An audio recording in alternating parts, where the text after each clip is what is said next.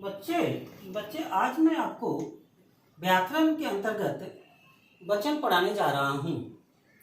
वचन जिसे अंग्रेजी में नंबर कहा जाता है। वचन क्या है, वचन के कितने भेद है, वचन किस तरह बदले जाते हैं, यह मैं आपको बताने जा रहा हूँ। वचन कहने का अर्थ है जिस शब्द से एक या अनेक होने का पता चलता है। वे शब्द जिससे एक या अनेक होने का पता चलता है वह वचन कहलाता है। वह व्यक्ति हो, वस्तु हो, स्थान हो, कुछ भी हो जो एक से एक और या अनेक का पता चलता है, बोध होता है, वह कहलाता है वचन। वचन के दो भेद है। पहला है एक वचन और दूसरा है बहुवचन। एक वचन किसे कहते हैं और बहुवचन किसे कहते हैं। एक वचन जिस शब्द से किसी व्यक्ति, वस्तु, स्थान का एक का पता चलता है, एक होने का बोध होता है, वह कहलाता है एक वचन। जैसे चूहा, मछली, पंखा, माला, ये एक है। और बहुवचन जब एक से अधिक व्यक्ति, वस्तु, स्थान का होने का पता चलता है, जब एक से अधिक का बोध हो, वह कहलाता है बहुवचन।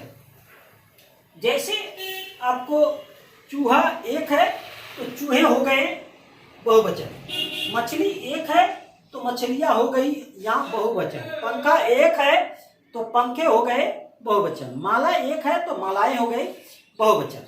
तो इस तरह एक वचन और बहुवचन है। वचन संबंधी कुछ विशेष बातें हैं। जैसे वाक्य में वचन की पहचान वाक्य में प्रयोग संज्ञा, सर्वनाम और क्रिया से होती है। इसके अनुसार ही विशेषण का रूप भी बदल जाता है। जैसे संज्ञा में एक वचन चिड़िया उड़ रही है, बहुवचन में चिड़ियां उड़ रही है। या में ऊपर चंद्र बिंदु, चिड़िया है और चिड़ियां, केवल उस पर चंद्र बिंदु लगाई गई। बकरी घास चर रही है, बकरियां या घासें चर रही है। अब सर्वनाम के अंतर्गत मैं पढ़ रहा हूं, मैं एक वचन हो गया और मैं का बहुवचन का हम पढ़ रहे हैं, हम। ठीक क्रिया से इसी तरह शेर दहाड़ रहा है, और जब बहुवचन होगा तो शेर दहाड़ रहे हैं, है लिखकर उस पर बिंदु।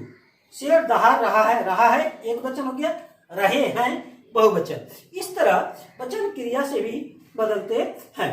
अब आते हैं आपको एक वचन से बहुवचन बनाने को कुछ नियम है। जिसके अंत में आ होता है वहां ए लगकर चंद्र बिंदु लग जाता है। जैसे गाय, गायें, बात, बातें। दूसरा है आ होता है उसमें ए भी लगाए जाते हैं। जैसे घोड़ा, लड़का, लड़के, घोड़ा, घोड़े, ए लग गए।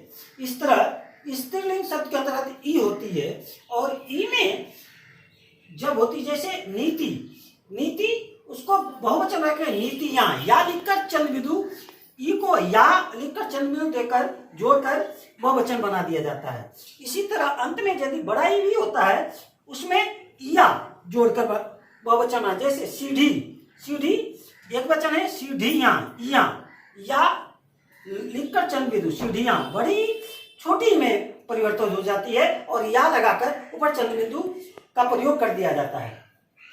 जैसे बकरी, बकरी, बकरियां, बड़ा ई को छोटी ई में बदलकर या लिखकर चंद्र बिंदु। इस तरह स्त्रीलिंग के अंत में ए पर ए लगाकर एक चंद्र बिंदु भी लगाकर बदले।